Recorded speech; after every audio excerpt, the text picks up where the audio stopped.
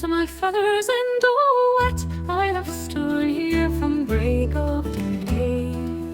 I have not found a thing to eat, for only rubbish comes in my way.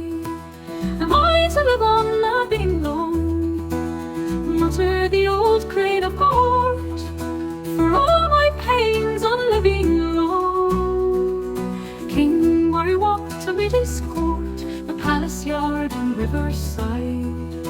And there to three old beggars said, "You that have wandered far and wide, can ravel out what's in my head. Do men who least desire get most, or get the most who most desire?" The beggar said, "They get the most who man or devil cannot tire. And what could make their muscles taut, unless desire had made them so? But ravel out what's in bread."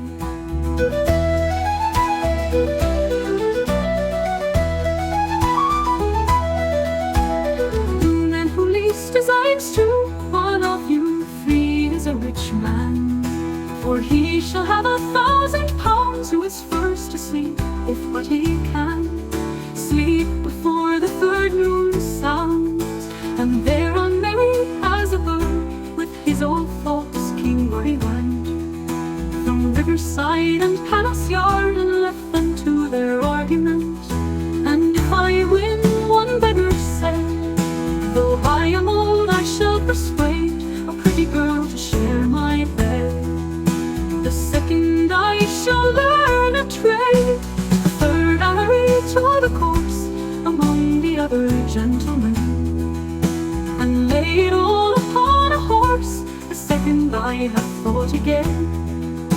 A farmer has more dignity than to another side, and cried the exorbitant drains of beggary that idleness had born to pride, sang through their teeth from noon to noon. And when the second twilight broke, the frenzy of the beggars moved. They closed their bloodshot eyes for naught. One beggar cried, "Your shunny sleep."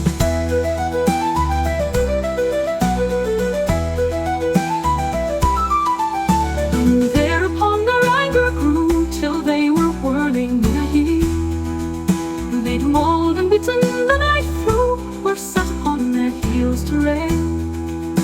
And when old Worry came and stood before the three to end this tale, they were commingling lice and blood. "Time's up," he cried, and all the three with bloodshot eyes upon him stared. "Time's up," he cried, and all the three fell down upon the dust and snored.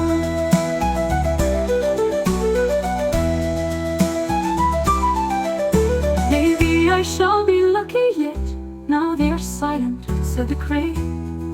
"Though to my feathers in the wet, I've stood as I were made of stone, and seen the rubbish run about.